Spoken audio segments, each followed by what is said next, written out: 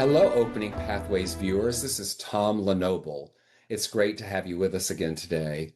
I have a terrific guest for you today, Elan Halpern. She's the co-founder of Sour Milk, and I'm excited for you to hear about Elan's story here today. Elan, welcome to Opening Pathways.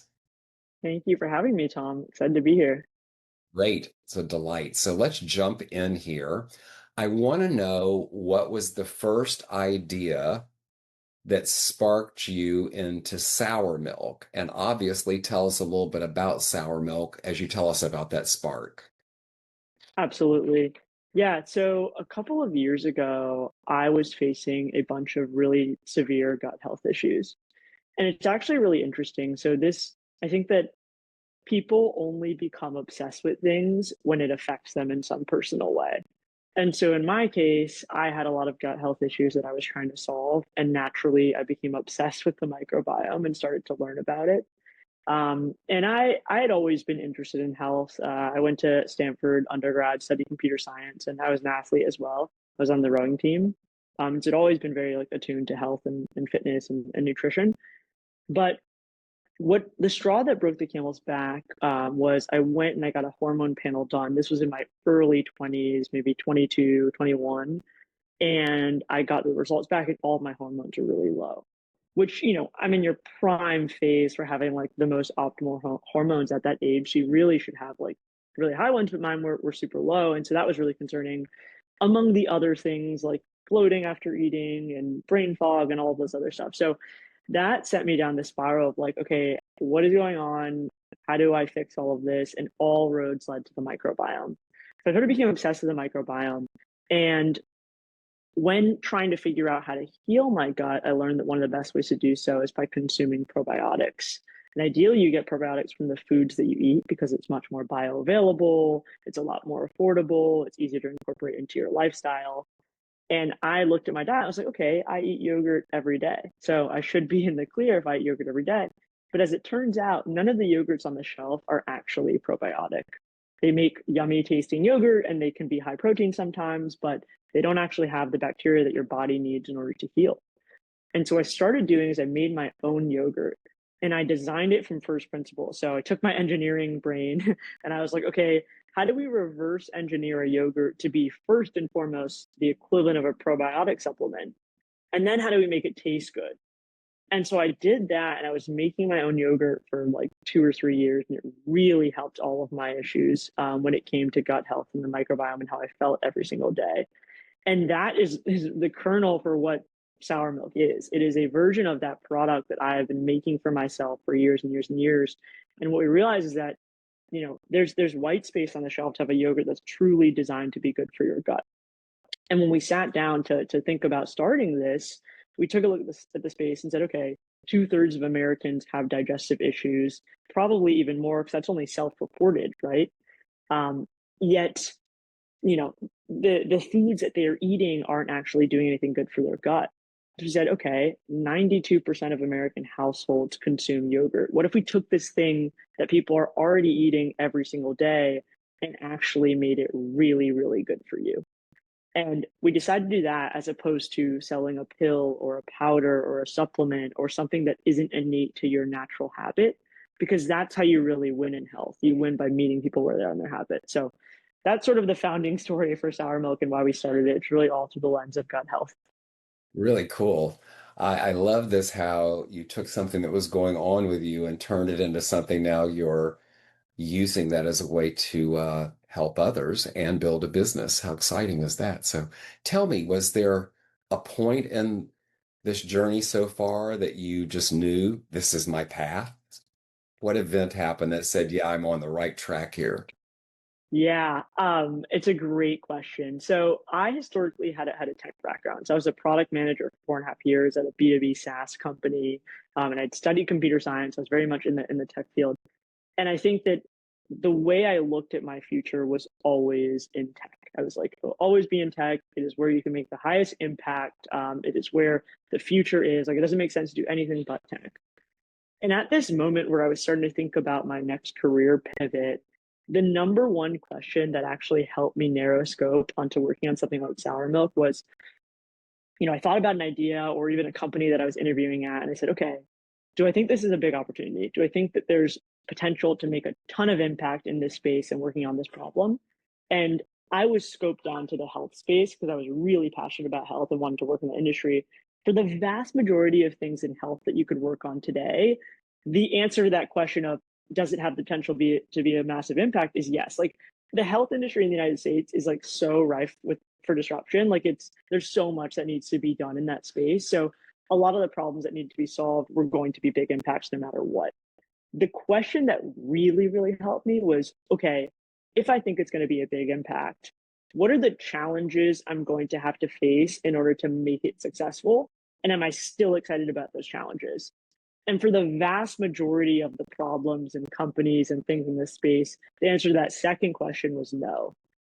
Whether it was, okay, I need to go down to DC and lobby for these health policy laws to change, or even if I need to like go and try and poach AI talent from OpenAI to try and work on some other healthcare kind of thing. So all of those things weren't as exciting to me until I got to this product that sat at the intersection of food and health. And it was two things that I knew I could talk about all the time and be really excited about. And when I thought about the challenges we are going to have to face by building sour milk, it immediately was like, oh, those sound really fun. And that was a huge unlock, was I thinking love it. about those hardships and challenges that you'll have to face. That's really great. I want to go back now a little bit. Let's back up in time.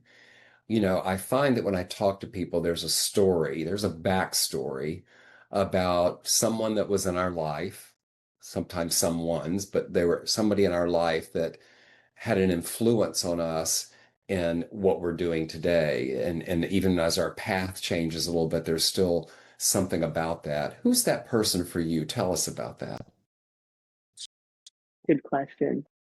Um, yeah, if I had to think about one person who has been most influential to what I'm doing today, it's probably my aunt. My aunt Elizabeth. She actually owns a juice bar down in LA.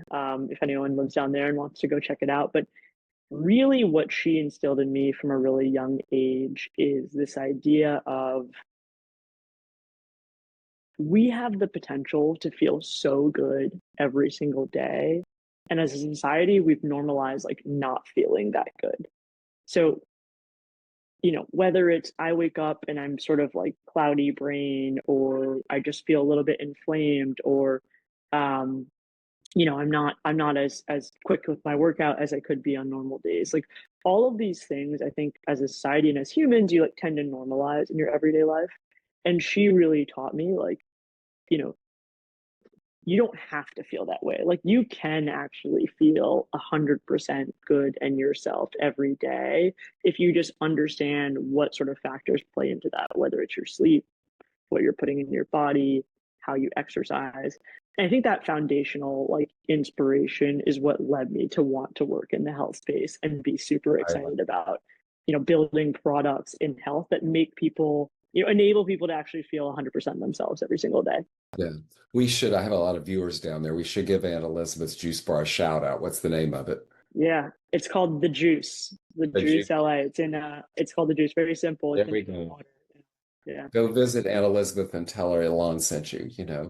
Um, so I want to know how you personally move through burnout when there's deep uncertainty. When we go on these ventures, we have these moments, no matter how strong we feel about it, that we're like, oh God, where am I at right now? How do you move through that?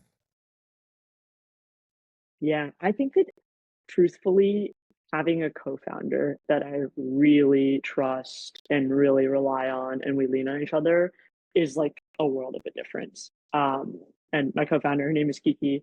We were best friends in college and lived together after graduating and have been just like, very grounded on our friendship. Having each other and like, we obviously our relationship is so surrounded by work now, but every time we get in a call, the first thing we do is like, what did you do last night? What do you have for dinner? Like, how are things going with your relationship? Like, it's just the intertwining of personal and work. And I think that helps a ton with facing burnout because you kind of integrate this more into your life and you have a partner that you can rely on to help when you're feeling like overwhelmed or tired or exhausted.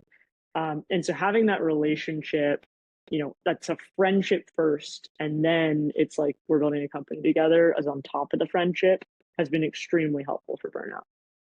Really good, really good. So I call it the support of others, the energy of the support of others, right? Yeah. So, so tell me this, if you could go back to day one of this, would you change anything or would you do it the exact same way?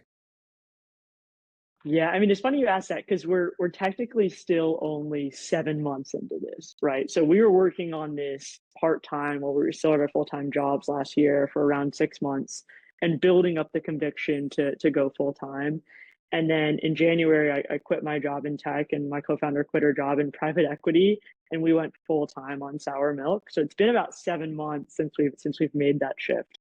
Um, and I think if I looking back on it, the way we entered the business was like, we know we don't know so much.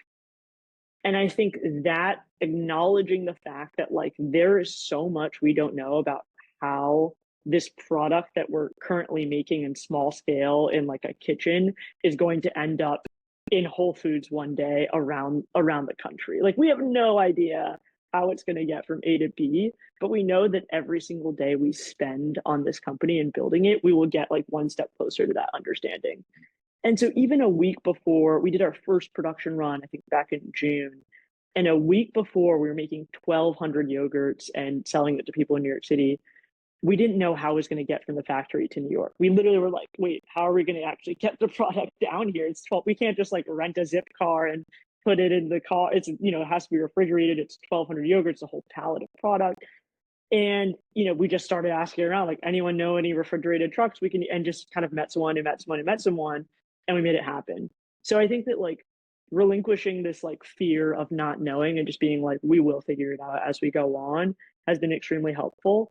And having that mentality has paid off a lot. So to answer your question at the beginning, like would I change it? I don't know if I would. I would love to know what I know now 6 months ago, Yeah. but I think we understood going into it that that wasn't going to be the case and sort of went with the flow in that way.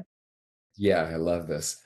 Did you ever take like a personal risk that nobody knows about as you started Sour Milk? Is there something that happened personally that you went out on a limb that you just nobody really is aware of that you want to share? Oh, good question.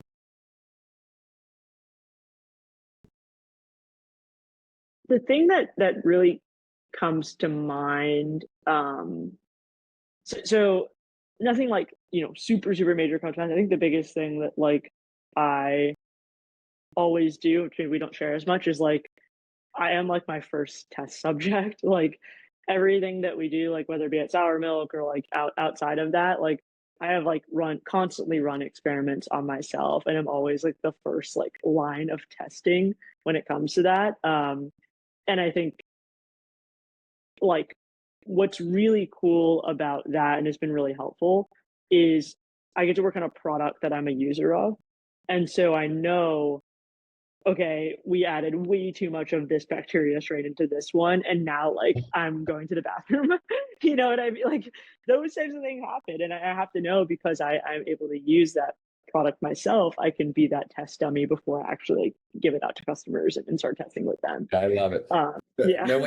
No animals tested on sour milk, just Elon's gut, Just right? me. Just me finding that sweet spot of the probiotics. Yeah, you told us about this, taking, 1,200 yogurts out in a truck to pass out. Tell us a little more about getting your first customers. How did that go? Yeah, so from day one when we started building this, we knew that we were going to do it in a way that's like super authentic and very much us. And so we started like building in the public. So before we even had a name for the company, before we even had like a product to sell, we just started sharing our thoughts on social media, on LinkedIn, on Instagram. We had a newsletter, and we would just share out like, here's where we're at, here's what we're thinking about. And that sort of helped us garner a big following before we launched. And so our goal by the time we stepped foot in a factory was to have 1,000 people on a wait list in New York City, zip coded, who were excited to try our yogurt. And so everything we did leading up to that first production run where we made 1,200 yogurts was building awareness and sharing our story. And obviously, when you don't have a product, like what is the value you're bringing? And it was just like our learnings. It was like, okay, um, we like learned that you have to go through X, Y, and Z steps to like get food certified in New York, or we're calling organic farmers every day, and like here's what we're learning about like milk and gut health and all those things. And so providing value to our like future customers in ways that wasn't just like selling them the product really helped us like garner that following. So by the time we did that production run, we had 1,000 people on a wait list who were excited to buy it, and we ended up selling it in 7 days. We were like, okay, 1,200 yogurts, we'll have it like for the month, and then we could sell it. We sold it all in 7 days by hand. On we were biking around on city bikes and literally did hand to hand deliveries for all 1,200 yogurts. Um, Wow. and that was really fun and powerful. And we got to meet all of these customers face to face and finally get product in their hands, which is really awesome. Yeah, viewers, there's a lot of really good wisdom here about early days and testing your product. So I hope you're listening to this closely because there's some gems here that Elan is sharing with us. Elan, tell me, what did those early days teach you about trust?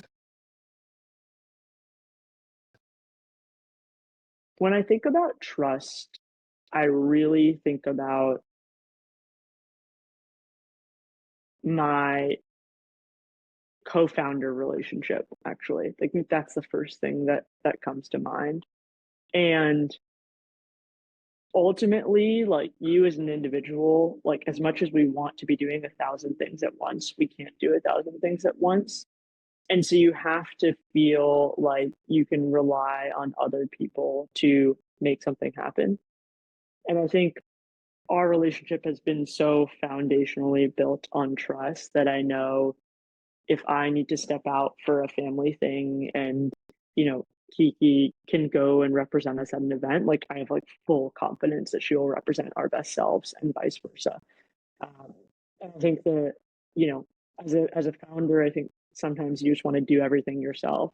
So having like a partner that you can feel like wholeheartedly, like I can rely on you, you're like my, duplicate there, was really helpful.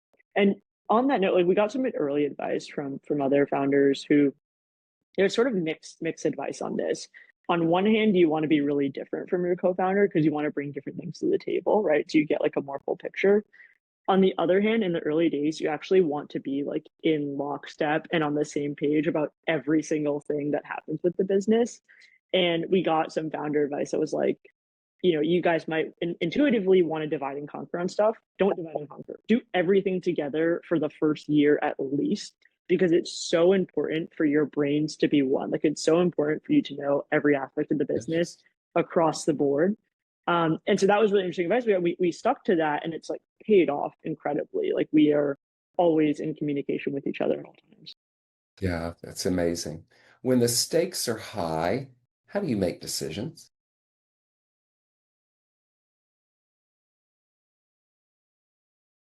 I'm a big, being that I have a product management background, I'm a big frameworks person.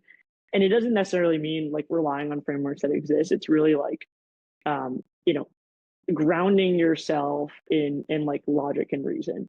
So I'll give you a concrete example. We actually weren't originally named Sour Milk. We were named Benny Yogurt before.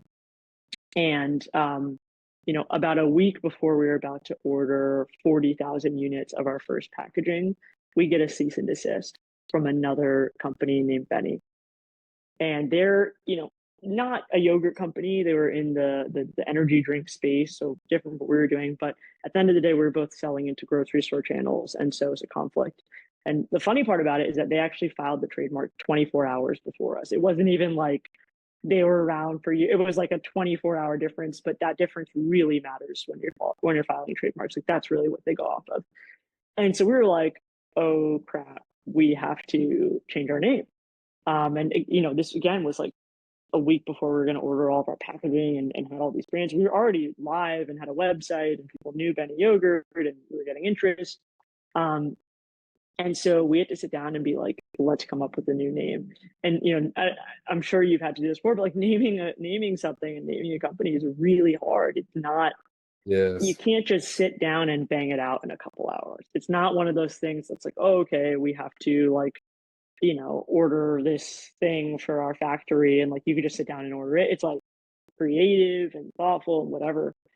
And so this was a really big kind of concept. We didn't want to go through another renaming, so we had to like really choose a name we felt good about, choose a name that was available, and I would say it was one of the most like consequential decisions that we've made as a company so far. And I think what grounded me was like a couple of things. One was like deeply understanding like what are our goals with the name. Like obviously the name is emotional, but like really truly like if we take a step back and think about it, like what is the purpose of a company name, especially for like consumer company? And what we thought about was a name has a huge it's sort of like your first your name and your branding and your status and your logo, like your first line of defense for interacting with a new customer. And so when we thought about it, we were like, okay, given that, like there's a couple criteria. I sort of came up with these criteria for this name. And number one was that we wanted it to be memorable. We wanted it to be a name where people would, walk by and see it and be like, sour milk, like what's that? We wanted it to be something that was sticky, especially in consumer products, like in yogurt, especially. Like, people are like, what brand of yogurt do you eat? And they're like, I don't know, the one with the red top or like the one with the purple. Like they don't actually know the names or know how to pronounce them. So we wanted to be something that they could remember. Number two is we wanted it to like stop the scroll, so to speak. And this both means like the literal scroll, you're scrolling on Instagram or LinkedIn or Twitter, what's going to get you to stop your scroll and actually like look at something. And then also the metaphoric scroll, you're walking down the aisle at the grocery store, what's going to get you to stop in your tracks. So it had to be like somewhat interesting, maybe slightly controversial to actually get people to stop. And then number three was we wanted people to be able to understand some like what the product is through the name. We thought that that was really powerful. So think like a vitamin water or like a liquid IV, like those types of names, you kind of get what they're trying to build and sell and what the product is by reading it. Um, and then the last one was that it had to be easy to pronounce. So we didn't want, a lot of the yogurt brands out there have names that no one knows how to say. And, same for other companies too, but we wanted it to just be like really simple and easy to say. So given those criteria, it helped us like narrow scope from like an infinite list of made up words and random stuff for our new company to like actually like a more grounded decision about why we did it. And we've loved the name. We're actually like we think this Yeah. was like a very much a silver lining for us. It's been an incredible benefit to have this type of name. So yeah, kind of using those frameworks and really Yeah. grounding yourself in the decision. I love the name for a number of reasons. It gets your attention. Yeah, And we usually think of sour milk as being ooh, and people are going to eat your yogurt and they're going to talk about it. Sour milk's so good. Sour milk yogurt's so good. So I love that. It's a great way to use a sort of wordplay to be able to make something that's really sticky. I like it a lot. So yeah. congratulations on that. Tell Thank me, you. you're welcome. What values are non-negotiable in your organization? The number one value that's most non-negotiable, and I think the reason why it's number one for us is because a lot of food companies compromise it, is the product has to be really, really freaking good for you. Like we are not going to cut corners on this product. I think like oftentimes when food companies launch and scale, the first thing that goes is like the quality bar.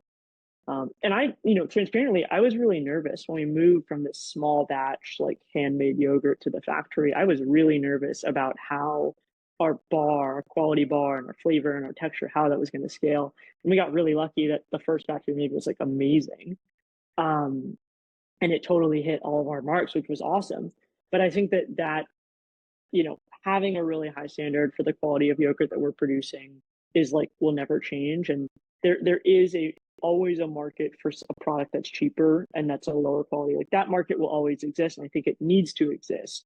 But we are not going to be in that market. We are going to be in the market that's genuinely really good for you, and it'll be at a higher price point because of that. But that's a bar that we don't want to lower. Um, I would say the second one is and I'll be honest, I'm taking this from a previous company that I worked at, but the way the founders of the previous company kind of talked about values was we want to build a really successful business and make a ton of impact on customers. And of equal weight is having a lot of fun while doing it. Like when you're working, like this is like the life that you're building, and you spend so much time on your work, right? You spend more time Yeah. than any other thing that you're going to do, right? And so it's a privilege to have a lot of fun while doing it. And I think now that my co-founder and I are building our own company, like that is a value that we're taking. Like we don't, we'll be up at 5 a.m. on the factory floor in our hairnets, like barely awake. And like we just look at ourselves and we laugh. We're like, this is so funny. Like what, we're like making yogurt in the factory. So I think having a lot of fun as we build this at all stages is going to be a value that we'll. I hope you both are taking notes somewhere because someday you're going to want to write the book Sour Milk. I promise. What does legacy mean to you when you hear the word legacy? What does that mean to you, Elan? Good question. Tom has great questions. Um, I think that a legacy is when something can exist outside of yourself, right? Like a legacy is when, to me, the definition of legacy, I don't know what the actual true definition is, but to me, the definition is when something lives on beyond your own existence. And I think that like there's one of the few ways to build a legacy is actually by like building something that can exist outside yourself, right? And so in our case, our hopes and dreams are to actually help people heal their guts and have better health and live healthier lives. And I think if like a product that we created ourselves and then can live on and really make an impact on people around the world, like I would consider that a legacy. Got it. Got it. Love this. What's your biggest and boldest vision for Sour Milk in the next 5 years?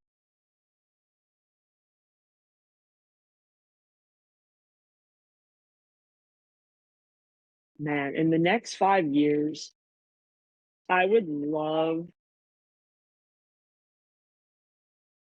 for people to be able to first get sour milk whenever they want. So I think that right now we have this model, we call it the drug deal model.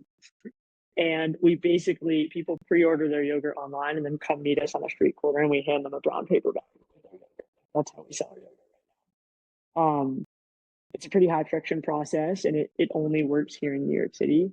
So I think in the next 5 years, I'd love for anyone around America in the United States to be able to say, I want sour milk and get it within the next 10 minutes. And that means being ubiquitous, right? It means being down at your local grocery store. It means maybe being on your delivery app so you can get it delivered to your house. So I think that's like one part of it, just like access, making sure that as many people as possible can actually access sour milk. And then the second part is like the impact aspect of it, which like our thesis is that 92% of Americans consume yogurt. Far fewer put green powder in their water every morning or take pills or supplements or whatever that might look like. And so if we can make it really, really easy for people to get their probiotic and protein supplement in just like a food form, then I actually think you can start to see some major shifts in gut health in America. And so I would love to see like the health output that we set out to achieve happening in the next 5 years. I love this because there's so much of I know what I do that the tasks are so disparate and we're all busy with whatever we do in life, whether we're just hanging out or whatever. It's busy. Time goes by. It seems faster all the time, at least to me.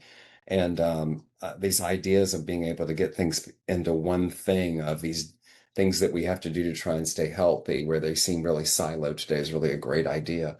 Tell me, when things get tough, what keeps Elan inspired?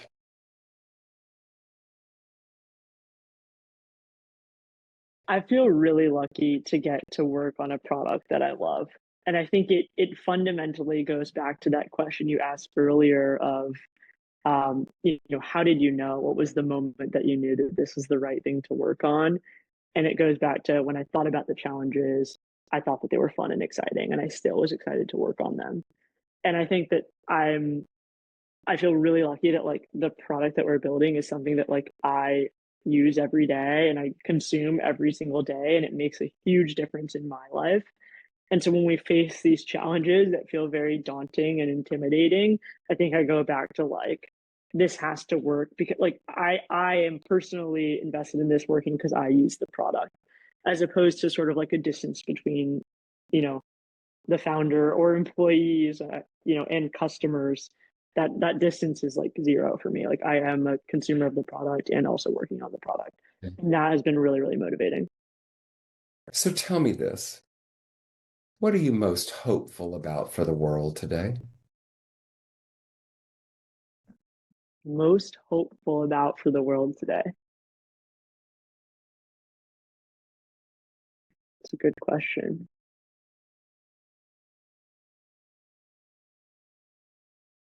I'm honestly in it, I say this from a standpoint of I've left tech and I'm working on a physical product and a food, but I'm actually really, maybe contrary to popular opinion, I'm really excited about where AI and tech is going.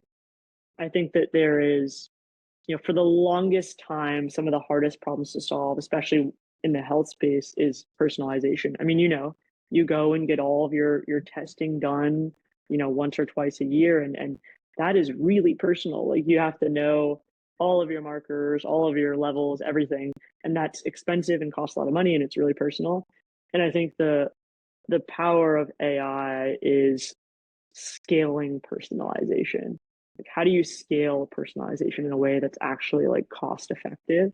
I think that the technology that's coming out over the next couple of years in that field is actually going to help a lot of people be able to access things that weren't accessible to them before. Yeah, So I'm very hopeful for that. Yeah, I really think it's exciting really exciting. times. There's such in some places controversy about AI from, we're all gonna lose our jobs, we're all gonna get replaced, whatever's gonna happen to us. But I think back to these things that have happened over my life, big ones. I can remember when we saw the first fax happen and we were like magic. And we Wow.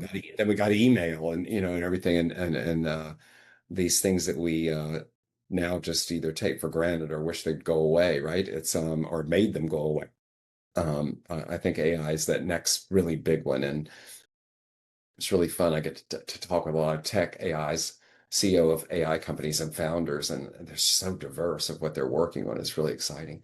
So tell Yeah. me, if your younger self were watching this podcast, what would you tell her?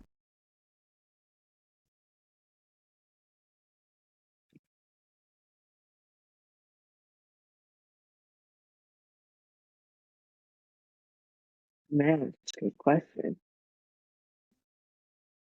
I think I would say to be open-minded. I think I've always operated as a person who's hyper rational and, like I said, very framework driven, very like, logic driven. And I think even after graduating college, having this like mindset of like, I will only work in tech and that is like where the future is. And so there's no point in doing anything else. I think maybe like pigeonholed myself a little bit into things that I would have otherwise been excited about exploring. And obviously now I'm doing something entirely different. So I think my younger self would have never thought that I would have started a yogurt company now, but having that mentality of being open minded to other opportunities and kind of having a bigger picture view, I think would be really helpful. I love it. I love it. Elon, this has been great. I'm really grateful for you being on Opening Pathways today. Please tell the viewers, where can they find sour milk? What's the scoop? Yeah, so right now we are only selling in New York City. And if you're based here in New York, you can order on our website, sourmilk.com, and you'll be forced to come meet me or my co-founder in person to pick up your yogurt so we could meet in person and chat. Eventually, we'll be in grocery stores around New York, and then obviously over time across the United States and maybe even worldwide. If you want to follow along our journey, our Instagram is at Get Sour Milk, also the same on TikTok. And then I post a bi-weekly newsletter called Gut Check, where I share more about founder journey and what we're learning It's not a marketing or sale, like we're not selling products in it. It's very much just like, here's what's top of mind, here's what I'm thinking about. And then also a lot of stuff around gut health and things you should know about That gut health and the microbiome. So definitely subscribe to that. Yeah, I may need to get that newsletter. I love these kind of things. So, Yeah. this has been really interesting and inspiring, and I'm sure there's some future leaders out there, people getting ready to start off that are listening to your story with your co-founder, and they're thinking about, do I make that next step? We might have to do a round two one day and see where this all ended up. Let's Yeah. do it. Yeah, I would love that. Thank you for being on Open Pathways today. Thank you so much, Tom. Appreciate you having me. And to my viewers, this has been Opening Pathways with Tom Lenoble. I'll see you next time.